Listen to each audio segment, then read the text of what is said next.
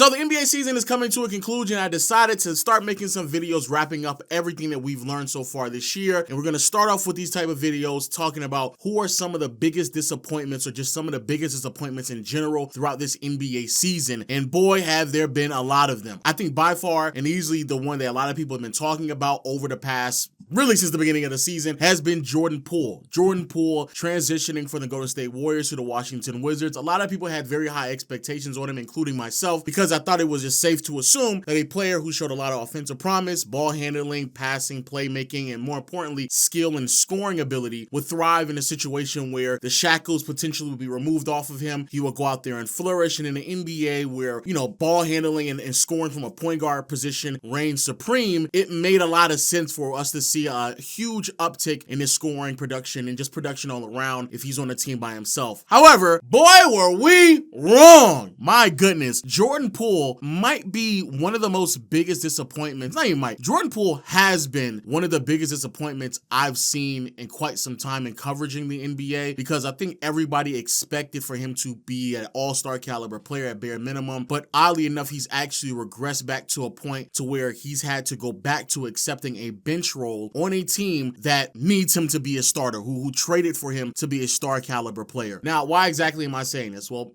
so far this season, he's averaging 16 to 17 points, only 3 rebounds, around 4 assists. Turnovers are over 2 a game, which I think is kind of crazy, but the shooting splits is what really is mind-blowing. Sub 41% from the field, sub 33% from behind the arc, and only getting to the free throw line 3 times a game. That's ridiculous. This all translates to a true shooting percentage of only 52%, which is 6% below league average. That is insane. That's crazy, because that means that Jordan Poole is in conversations to be the most inefficient volume scorer. And he's not really a volume scorer. He's only averaging like 16, 17 points. But Jordan Poole this season is in conversations to be the most inefficient scorer in NBA history. And the numbers look bad, but the play looks worse. The decision making is comical regardless if it's passing or scoring. He clearly did not take certain possessions serious. And you can just clearly see that Jordan Poole is way over his head. I think that he has a talent. I think it's pretty undeniable. Seeing what he was doing out in Golden State, it's really hard to believe that none of that translated. I think that's, to me, the craziest part. But it is sad to say that he's actually playing so poorly this season that, like I alluded to before, that they decided to put him back on the bench. He actually came out and stated that him coming off the bench is actually a good thing for him, because it allows him to just accept a different role, go up against the reserves, and he's been producing much better. But the biggest reason why, not only from a production and expectation standpoint, but now if you are the Washington Wizards, you went from, oddly enough, arguably the worst contract in the NBA, or one of the worst contracts in the NBA in Bradley Beal, to another contract that's going to go on to be one of the worst contracts in the NBA in Jordan Poole. Because Poole, when he was with the Warriors, he signed a max contract extension, providing him the luxury of receiving $27 to $34 million on a year-to-year basis for the next 4 seasons. Having that type of contract, of course, comes with expectations, and it's certainly not a player coming off of the bench. So Jordan Poole, just by far, all league disappointment this season. First team, undeniably. Another player that many of us believe was going to flourish while given a new opportunity on a team that didn't have high expectations, but going to get a lot of touches in the process. DeAndre Ayton, the first overall pick back in the 2018 draft class, selected over Luka Doncic and Trae Young and a bunch of other players that have had a trajectory that is much higher than what we're seeing from Ayton right now, has been just really bad this season. Albeit recently, he's performing much better, and you got to give him credit for that, but it's too little too late. We're this deep into the season, and we have to start expecting a couple of things for him. Now, in the beginning part of his career, he got a pass for the lack of production, in large part because we all just assumed that he was sacrificing for the betterment of his team. And as long as you're winning, the lack of production can be justified in some degree. But once the Suns decided to move in a different direction, add in a bit more star pieces around Devin Booker with Kevin Durant and Bradley Beal, and then you had Ayton slotted in Portland because of the use of Nurkic and Drew Holiday as well as Damian Lillard transaction, we then thought, undeniably, hey, you're now on a team with a bunch of other young guards. You should be the focal point of the offense. You should be producing something miraculous, crazy. We should start to see, even at the age of 25, you start to reach those levels that many people expected out of you back in 2018 when you were the first overall pick and receiving those David Robinson comps. Unfortunately, not it at all. Only 16 points, 11 rebounds, a steal, only 1 block, which is kind of crazy, and converting 58% of his shots. But there's two things that really stand out to me. A, this man DeAndre Ayton. DeAndre Ayton only attempts 1.5 free throw this season. 1.5 free throws. That is crazy. You are a 7-footer and you can only go to the free throw line once a game?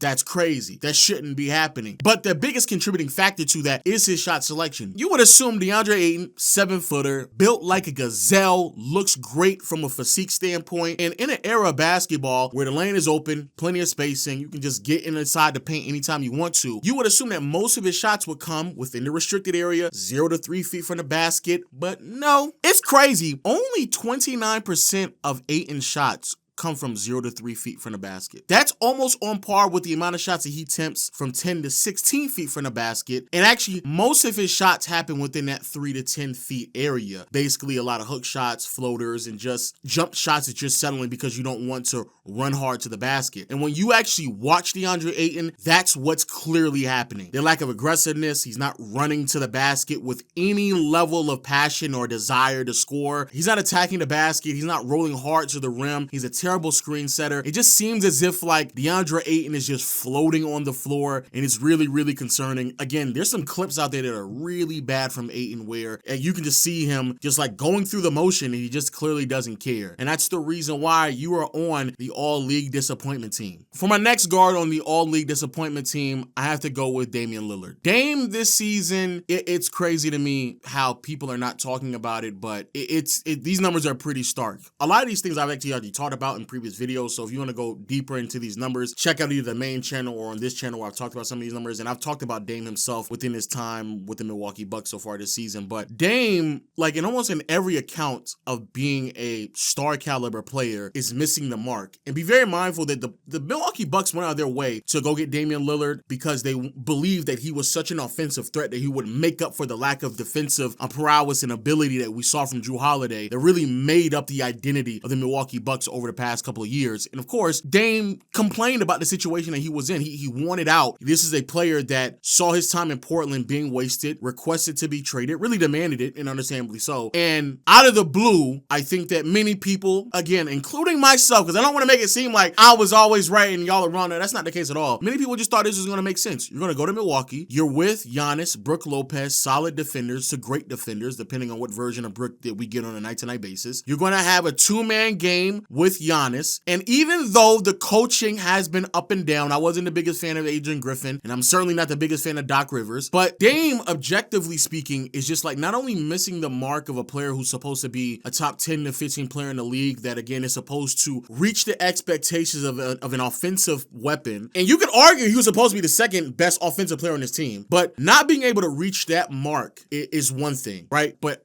I would go as far as to say the regression of who Dame is as a player just overall, it's what's probably even more concerning. Dame this year is averaging 24 points per game. That's the lowest points per game we've seen from him since 2015. He's shooting 42.5% from the field. That's the lowest since his sophomore season. 35% from three, and that's up from where it was recently. It was a stretch where he was shooting like 33, 34% from behind the arc. But 35% from behind the arc, that is the lowest that we've seen from Dame since his third year in the league. And he does lead the league in free throw percentage, to be fair, but he's always been a great free throw shooter. But to really teeter the conversation of being an efficient or inefficient volume scorer, depending on what stretch we're referring to, while also still being, as we all know, a defensive liability, while not having the ability to even flip that switch from time to time down a stretch of games when they need it. These are all major concerns for the Milwaukee Bucks. I think a lot of people are having the conversation about the Bucks coaching staff, what the Bucks depth look like defensively, how much they have regressed, which I think many people assume was going to happen, of course, because you lost Jrue Holiday, but how much it's regressed. The elephant in the room, if we're being honest with ourselves, is Dame looking this bad offensively while still being as much of a negative as he normally is on the defensive side of the floor. I'm not saying that the team is bad by any stretch of the imagination, but the whole premise of why you traded for Dame isn't for regular season wins. It's not to be at the top of the standings, because those are all things that they were doing before they had Dame. The reason why you got Dame is so you can close out playoff games, so you can have an offensive weapon that is great enough to where even even if you see a slip defensively, you can make up for that. But more importantly, having someone that can complement this team and maximize these next 2 or 3 years season. Now, at our forward position, we have Mel Bridges. Now, when it comes to Mel Bridges, I don't know if this is necessarily a disappointing season rather than he is the player that we kind of already knew that he actually was. Many people were trying to put him in conversation that he didn't belong in. And this is actually the first time where I didn't fall for the dupe, right? So last season, Mel Bridges, part of the Kevin Durant transaction that put KD out in Phoenix, and in return, the Brooklyn Nets, they received a bunch of,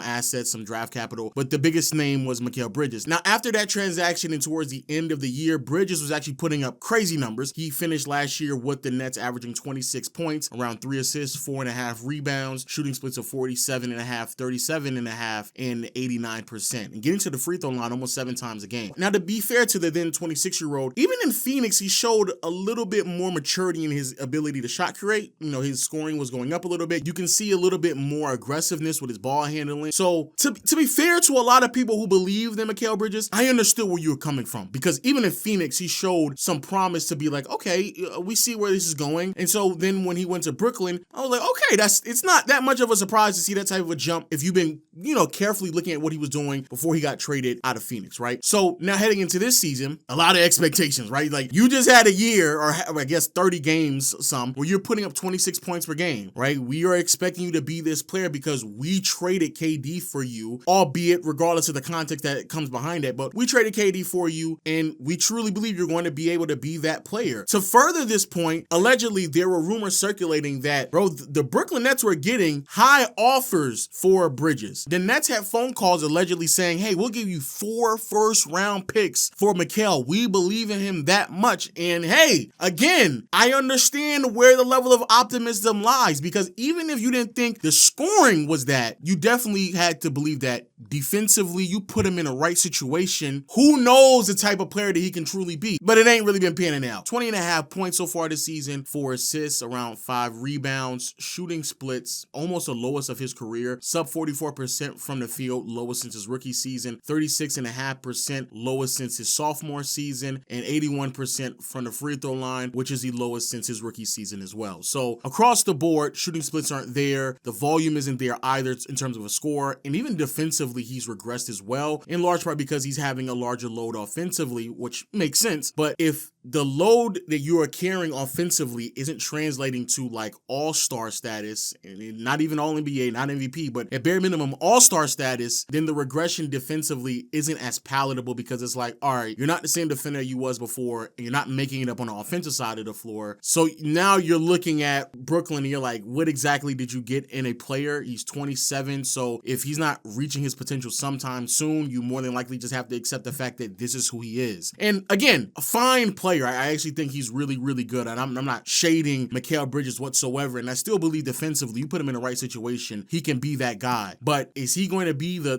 guy that you receive 4 first-rounders for? Probably not. Is he the guy that the Brooklyn Nets believe that he was going to be and justify not trading him not only at last year's deadline, but even this year's deadline? Definitely not. Is he a guy that you believe can be the face of a franchise and lead a team? Probably not. He's more than likely a complimentary piece in today's game. That's exactly who he was in Phoenix, and there's literally nothing wrong with that at all. I think that Bridges is actually a really, really good player. As a Laker fan, I would love to have him on my team, right? I'm not taking anything away from him, but at the end of the day, he's not the player that you traded for, that you invested in, and that you turned down offers for. And so because of that, I would then label him as a disappointment. Still a really good player, but just not the player that you all wanted him to be. Now, for my final spot on my all-league disappointment team, a couple of ways I could have went. I could have went kind of positionless, didn't care too much about positions, and throw in some guards out there. But some of the players that kept getting brought up in my mind, I didn't really feel like it was worth it. I didn't think they were too much to blame, and I didn't want to be too harsh on some of the young players such as Scoot Henderson and also Jalen Green. I'm going to give them some time. Jalen Green, though, your time is coming up, so we need to see a leap from you. Also, I didn't want to be too critical of players who've been dealing with injuries, so both the Ball brothers, LaMelo Ball, Lonzo Ball, I want to hold off on them. Then I also wanted to swing for the fences and be kind of nasty. I was going to put Zion on this list to be completely transparent. I know he's having a resurgence right now. He's lost a lot of weight, but I just feel like, bro, Zion from a player who was supposed to come in the NBA, take over the league by storm, and really be the difference maker for the Pelicans. Maxing out as a fringe all-star caliber player right now is not what anyone expected. And I just think to myself, hopefully he continues to progress and improve on who he is. He takes his dieting a bit more seriously, and trust me, I'm the one to speak about taking diet serious, but hopefully he does get better in those regards. So instead of going that route and being kind of nasty, I decided to keep it safe, and I'm gonna let you all pick it as well. It's either going to be Andrew Wiggins or Klay Thompson. First, we have Wiggins, and it's crazy the ups and downs we're seeing with him in his career. Obviously, came into the NBA expected to be a face of a franchise, quickly realized that probably wasn't going to be who he was, and was kind of wasting away in Minnesota when everyone is having this uncomfortable conversation of like, he's not that guy. And then he lands in Golden State, and he kind of reinvents himself as this 3-and-D guy and solid supporting cast member, played a pivotal role in the championship run. But things have not been the same since the middle of last season. Apparently, there's been some, internal issues with him and his family, potentially, things that have not been divulged, and I'm completely fine with that. And that's kind of really carried over into this season, and it's resulted in Wiggins just not looking as great as he used to. As of late, he's improved a lot more, but at one point, the numbers across the board were down. The level of efficiency, especially from three-point shooting, wasn't there, and defensively, he just wasn't the same player. Now, to be fair to Wiggins, again, there's been an improvement. We're going through another a peak on the roller coaster ride that is Andrew Wiggins. But Klay, and this is where I think Klay is probably going to be on this list. Klay Thompson has been playing so poorly that he had to be pulled from the starting lineup on a team that really and truly didn't have an answer at the guard position outside of a rookie and B-Pods. That's how bad Klay has been this season. So far this season, Klay is averaging the lowest points he's averaged since his sophomore year in 17 points per game. Obviously, he's never been a passer or playmaker, so the assist numbers are low, and it's as lowest that we've seen since the KD era, and even before that, essentially since his sophomore year as well. He's shooting a career low 42% from the field, and also a career low 38.5% from behind the arc. And then obviously, he's never been somebody who got to the charity stripe, so even though, yes, he does shoot respectably from there, it doesn't really matter. This has really translated into Klay Thompson being an inefficient player, and in the early part of the season, it was really hard to watch because Klay and Curry have done this thing where they've reprogrammed us to what is or is not a good shot, because at their best, they were just shooting shots where I grew up believing like, oh, that's a bad shot, and they were making it so often where it was like, oh, okay, I guess it's a great shot because you're making it, right? But then when those shots don't fall, it looks really bad. And these conversations, again, uncomfortable ones, needed to be had. There was some discomfort in the locker room, some very cringeworthy interviews that were happening in the locker room where the people who are interviewing Klay are basically asking, hey man, what do you think about coming off the bench, while his replacement is like basically sitting right over there? And it's really, really hard to watch Klay play basketball, which is a shame because, just like 5-7 years ago, Klay Thompson was one of the funnest players to watch in the NBA. To see his confidence drop is why he's making this team, but also it's the reason why I don't want to, right? Klay had supreme confidence, and it's really hard for me to pick on him sometimes because it's like, look how bad he's playing and da-da-da-da, like he's the reason why things aren't working out in Golden State. And to be fair and honest with you all, he kind of is. Like the amount of money he's getting paid, he's on his contract extension is coming up, like all those conversations that are being had, like do you keep the core three together? Like those are very real conversations, and it's probably going to get nastier as we continue to progress. And so that's why it's hard for me to put him on this list. But even with relatively low expectations heading into this season, he still has not been able to reach that mark. A rookie has come in and taken his spot in the starting lineup, and there have been undeniable times where he is unplayable for a team that is looking and searching for talent. So Wiggins, in one hand, has been a bit more redeemable because he has shown the ability to produce, at least on a defensive side of the floor. But Klay, it's just bad to watch. It's really, really hard to watch sometimes. And it is kind of sad, and I don't really want to put him on this list, but I have to do my job. My brother, you've been one of the biggest disappointments in the NBA, and that's why you made all-league disappointment this season. But yo, let me know your thoughts in the comment section below. Who are your top 5 or starting 5 disappointing players in the NBA? Make sure you hit the subscribe button, notification bell for more NBA content like this moving forward. And until next time, I'll see you all later. Peace.